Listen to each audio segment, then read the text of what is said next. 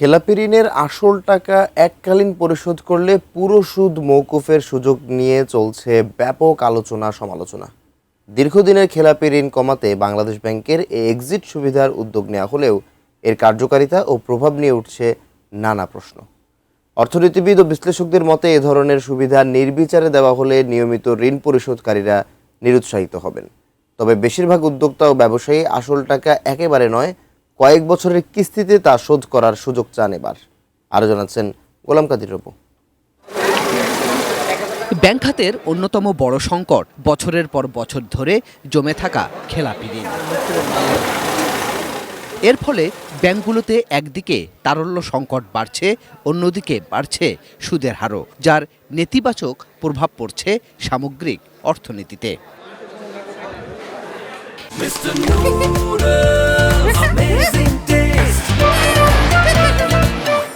এই সংকট কাটাতে নতুন উদ্যোগ নিয়েছে বাংলাদেশ ব্যাংক। 2024 সালের 6 আগস্ট থেকে 2025 সালের 30 জুন পর্যন্ত যেসব ঋণ খেলাপিরা তাদের ঋণগুলোর আসল অর্থ চলতি বছরের 31 ডিসেম্বরের মধ্যে এককালীন পরিশোধ করবেন, সব সুদ মওকুফের সুযোগ পাবেন তারা।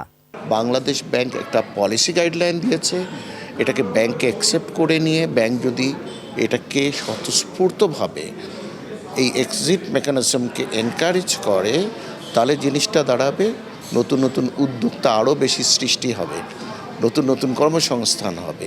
তবে উদ্যোক্তারা বলছেন আসল অর্থ এককালীন পরিশোধের পাশাপাশি কিস্তিতে পরিশোধেরও সুযোগ দেওয়া উচিত।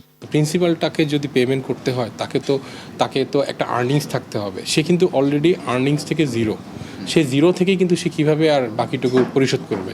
তো আলটিমেটলি কিন্তু আপনি তাকে সুদ মাফ করলেন কিন্তু পুরোটা মাফ করলেন না।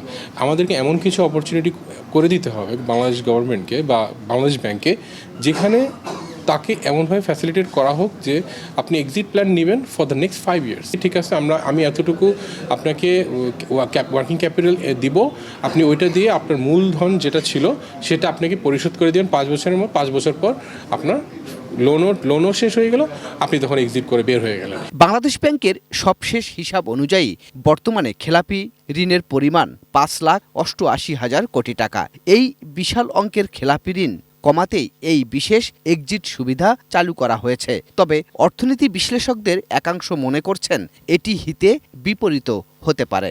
যেটা ল্যান্ড করেছে সে টাকা যদি ব্যাংকে ফেরত না আসে লাভ শুদ্ধ, তাহলে নতুন কাস্টমার অর্থ সহজে লোন পাইতে কষ্ট হবে তাদের। যারা নিয়মিত পরিশোধ করেছে তারা এখন বলবো যে আমরা কেন পরিশোধ করলাম, যে আমরা টাকা দিলে তো ক্ষতি। অ্যাজ এ রেজাল্ট ব্যাংকিং ব্যবসাটা হয়তো আন্ডার সিভিয়ার স্ট্রেনে চলে আসতে পারে আর কি। পাশাপাশি ভবিষ্যতে আরও ছাড় পাওয়া যাবে এমন প্রত্যাশায় খেলাপি হওয়ার প্রবণতাও বাড়তে পারে, যা শেষ পর্যন্ত ব্যাংক খাতের উপর আরও চাপ সৃষ্টি করবে। গোলাম কাদির রবু, এটিএন নিউজ, ঢাকা।